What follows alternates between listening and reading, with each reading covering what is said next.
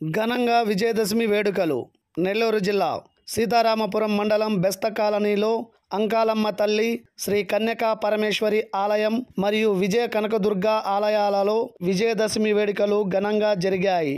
చెడుపై మంచి విజయానికి గుర్తుగా జరుపుకునే ఈ పండుగ అందరి జీవితాలలో శుభాలను తీసుకురావాలని ఆలయ పూజారులు ఆకాంక్షించారు. బీజేపీ నేత ముడమాల రమేష్ రెడ్డి అన్నదాన వితరణ చేశారు.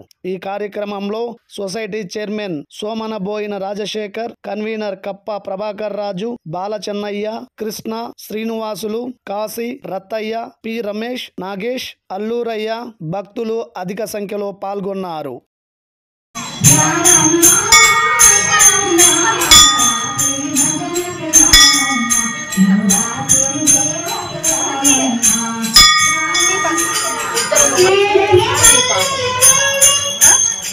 Itu